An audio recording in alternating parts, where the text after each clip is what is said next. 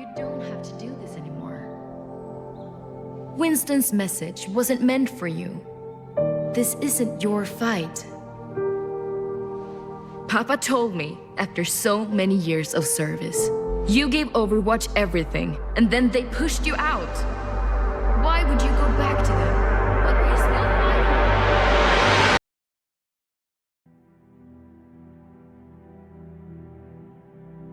Reinhardt Wilhelm was born on June 26, 2015, to middle-class parents in the city of Stuttgart, Germany. As a kid, he always wanted to be a protector, a soldier, and a hero. So after graduating from secondary school, he entered the German armed forces. He was known as a man of strength, grit, and dedication by his peers and superior officers. He was looked up to by many for his unwavering morals. However, morals make a man weak in the time of war, and so, on many occasions, he struggled with following orders he disagreed with.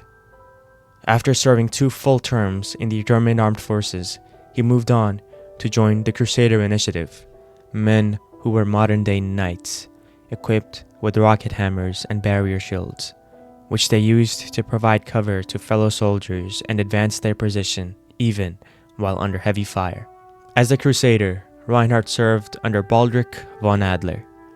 They quickly became close, and von Adler took the young lieutenant under his mentorship. When the Omnic Crisis, a rebellion by the Omnics against their human creators, began, the Crusaders became the cornerstone for all German military operations. Reinhardt, still young and eager to prove himself, was one of the first to petition for more mobility and weaponry for the Crusaders. He was also one of the only few to advocate removing regular infantry from Crusader operations, as he claimed the comparatively unarmored foot soldiers would only slow them down.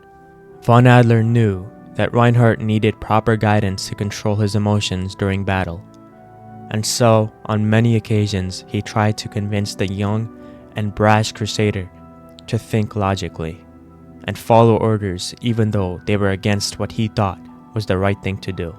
But every time, Reinhardt refused to take him seriously. And why would he?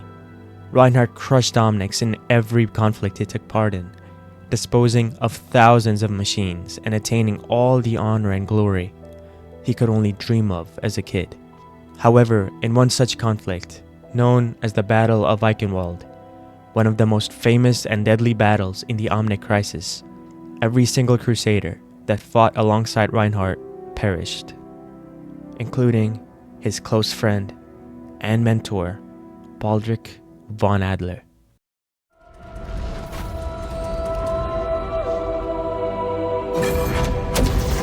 Barrier is failing!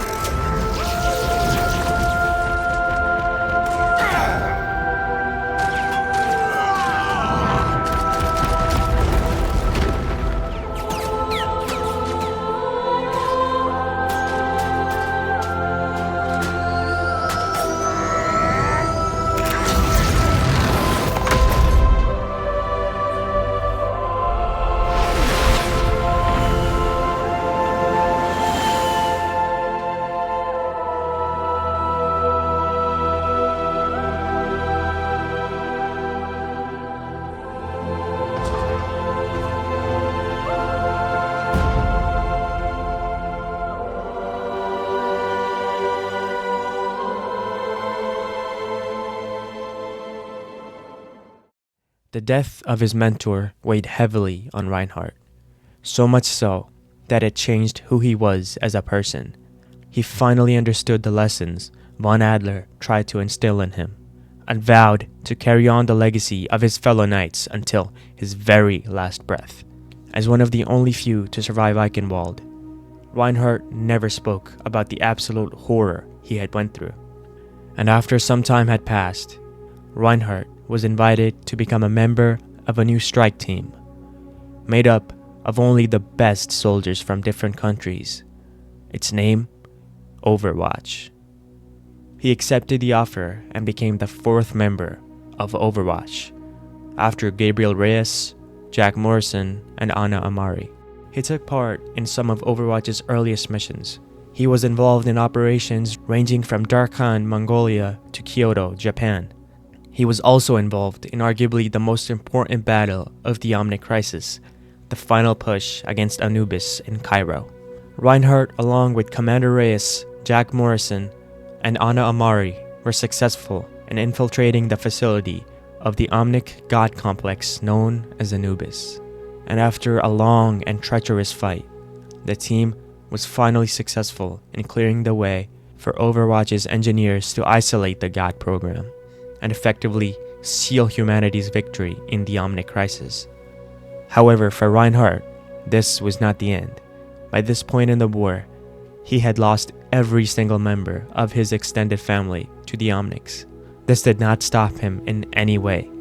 He made it his life's mission to help humanity all across the globe.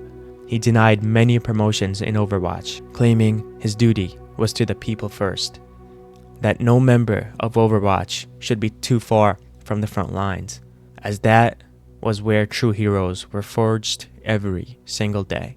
As Overwatch grew older with time, so did Reinhardt. Even in his mid-50s, he refused to get promoted and preferred ground operations over a high rank and a comfortable seat. In one such operation, Reinhardt was dispatched on a mission to Asuncion, responding to a hostage situation at the Global Energy Summit. 50 people were taken hostage by a terrorist known as Hivemind. Reinhardt's commanding officer ordered him to wait for negotiators to handle the situation, but Hivemind began executing the hostages one by one. And in that moment, Reinhardt chose to disobey his orders once again and charge in. His actions resulted in 47 lives being saved that day, but Hivemind escaped with the data she had came for. It turned out the hostages had just been a distraction, and while many within Overwatch saw Reinhardt's actions as heroic, the world's militaries did not. And so, in a joint effort, the militaries of various nations demanded reparations for Reinhardt's actions, forcing him to retire and leave Overwatch. After losing one of their founding members, Overwatch fell victim to corruption and suspicion. Reinhardt could only watch as the cause he had dedicated his entire life to surrendered and disbanded in shame. Reinhardt Wilhelm is one of the most interesting characters in gaming to me personally. He lost his mentor, family, and then his life's work, but he never gave up on what he thought was the right thing to do. Truly an inspiring hero. I have been called. I must answer. Always.